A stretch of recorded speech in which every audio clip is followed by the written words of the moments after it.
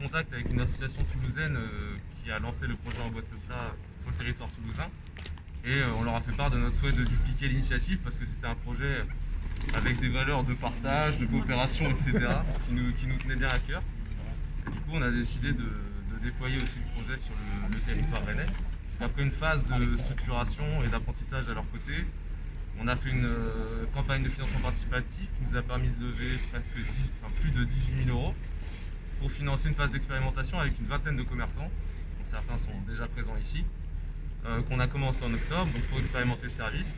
Et maintenant, on est dans une phase de levée de fonds plus conséquente pour pouvoir justement déployer le service à plus de commerçants de la métropole rennaise.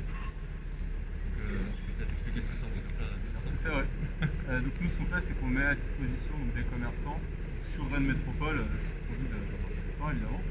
On va avoir sur le côté projet local et sur le territoire. Et donc nous, on met à disposition des commerçants ces boîtes en verre, donc celles qu'on tourne. Et l'objectif, c'est que donc, un client peut bien pouvoir emporter chez vous, il vous donne une consigne de 3 euros et il peut repartir avec son plat dans une boîte en verre plutôt qu'un emballage jetable, sable. Et ensuite, cette boîte, il peut la rapporter. Soit il la garde chez lui au bureau, si c'est pas jusqu'à la prochaine fois qu'il tourne dans un restaurant, se faire resservir. Ou alors, il peut aussi la redonner à n'importe quel resto, commerce qui fait partie du réseau pour récupérer sa consigne. Donc nous, on est vraiment sur une mise à disposition des boîtes. Quelque part, les boîtes, quand elles sont en stock chez vous, elles appartiennent encore entre guillemets à l'association. Et c'est pour ça que cette boîte, elle peut toujours circuler entre tous les commerces. Et le but, c'est vraiment d'avoir du coup une solution la plus simple possible pour les clients, pour que imaginons que tout le monde passe, on va dire individuellement, ça risque d'être plus compliqué pour un client de prendre une boîte chez vous, qui ne pourra pas la rapporter, il sera obligé de retourner dans le même resto pour récupérer sa consigne. Donc le but, c'est qu'il puisse aller chez un restaurant le midi et le lendemain, il puisse aller, s'il va dans une boulangerie par exemple, on peut aussi imaginer les boulangeries dans le réseau, c'est de vraiment rendre cette boîte-là la plus facilement possible au sein du réseau. Et donc on fait la distribution, on la fait aussi en vélo avec un vélo cargo. Aujourd'hui on en a un qui n'est pas électrique parce que ça coûtait aussi moins cher pour le crowdfunding et que comme on était sur un petit volume, ça marchait bien. Quand on arrivera à grandir justement et avoir au sein du réseau plus de commerce, peut-être qu'on aura besoin en effet de déplacer des plus grands volumes de boîtes. Donc là on est aussi sur l'idée d'avoir peut-être un vélo aussi électrique et vraiment, sachant que nous on déplace des caisses de boîtes qui sont vides. Donc on poste c'est un peu plus lourd aussi que une plus grande densité. Donc voilà pour le projet. Alors au niveau du coût aussi, nous on fonctionne avec des abonnements mensuels auprès des commerçants. Donc on va changer aussi ramener des. Alors même pour ceux qui font partie de notre réseau, un peu de. Attention, gros teasing. Voilà. Ça va être des nouveaux formats. Donc voilà, aujourd'hui on n'a que celui-ci qu'on avait mis en place pour le crowdfunding. On va avoir aussi ces deux petits formats. On tourne aussi déjà à Toulouse. Et le but c'est de faire un forfait global qui est de. Alors, vous pouvez avoir au sein de votre établissement, je vais essayer de la faire simple et on va expliquer après. Entre 80 boîtes comme celle-ci, et nous on peut venir 2 fois par mois vous réapprovisionner ces 80 boîtes, ou alors si vous prenez que des petites, 120. Ça fonctionne par des caisses, et des caisses c'est vite comme ça, ou alors vous pouvez faire des mix. Par exemple, 5 caisses de celle-là, 5 caisses de celle-là, etc. Et nous on réapprovisionne jusqu'à 2 fois par mois le stock initial. Et donc ce stock qui est de 80 grandes boîtes pour 120 petites, par mois, on peut revenir réapprovisionner 2 fois par mois, ce sera l'abonnement mensuel de 20 euros. Donc alors là, pour le TVA, TTC, nous on est aujourd'hui en association d'intérêt général, donc il n'y a pas de TVA, donc c'est du 20 euros TTC. On peut aussi les faire tourner si vous voulez. Et du coup, la force du projet, c'est bien évidemment la mutualisation des ressources. Donc si tout le monde partage les mêmes contenants, on maximise nos impacts sociaux, environnementaux et économiques, ça permet de faire moins de déchets, ce qui est à moi est à toi. Donc on partage tous les mêmes contenants. Et puis pour les citoyens aussi, c'est une solution facile, puisque c'est une solution qui est déployée dans un grand réseau de commerce. Donc du coup, ce qu'on souhaite aussi avec ce projet-là, c'est que les citoyens, nous toutes et nous tous, on prenne conscience que d'autres façons de faire sont possibles.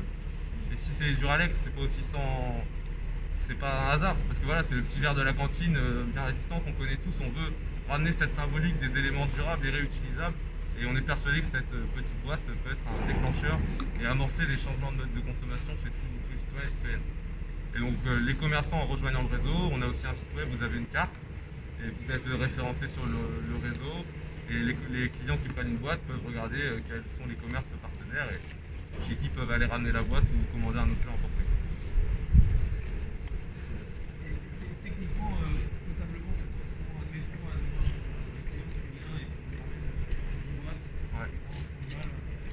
Ouais, c'est ça. cash. Ouais, exactement. Donc nous, au final, ce qui se passe, bon, alors après, les commerçants avec qui on travaille pour en parler aussi, ce qui se passe aujourd'hui, c'est que on a surtout, enfin, les restos, ils donnent surtout des boîtes plus qu'ils ne redonnent de l'argent. Donc au final, il y a plus d'argent quelque part qui rentre dans votre caisse que vous n'en redonniez. Mais en effet, dans les faits, ce qui peut se passer, c'est que des clients vous redonnent des boîtes et que vous redonnez de l'argent. Nous, quand on vous livre des boîtes, on signe tout le temps un bon de livraison. Donc on peut dire aujourd'hui, je livrais 20 boîtes, je t'ai livré 10, etc. Et donc on fait, aujourd'hui on l'a fait trimestriellement. On va regarder combien de boîtes je t'ai livré. Donc je t'ai livré, disons 100 boîtes pour 3 mois. Et toi, il te reste 10 en stock. Donc, peu importe que ce soit des boîtes que tu n'es jamais servi ou que c'est des clients qui te les ont ramenés, etc., il t'en reste 10. C'est la différence, donc 100 moins 10, 90. Donc ça veut dire que tu as 90 fois 3 euros qui sont rentrés dans ta caisse. Et de la même manière, si je ne t'ai pas livré de boîte et que tu avais 10 boîtes et que maintenant tu en as 20, ça veut dire que tu vas rembourser 10 fois 3 euros, donc 30 euros en plus. L'argent, d'un point de vue comptable, il passe sur. C'est pas ça à vendre, si vous connaissez la compta, probablement mieux que moi, ça passe en compte de tiers, classe 4. Du coup, c'est vraiment, ça veut dire que vous gérez de l'argent d'une tierce entreprise en fait. Donc, du coup, ça ne rentre pas dans votre chiffre d'affaires, etc. C'est l'argent dans la consigne. Du coup, il ne rentre pas dans votre chiffre d'affaires. Les gens qui l'utilisent, c'est pas que vous l'utilisez, Ouais. c'est une boîte avec des petites pièces, peut-être, où vous avez vraiment une vraie comptabilité à part. Bah, on note tout. Enfin, nous, en fait, sur notre caisse, on a mis.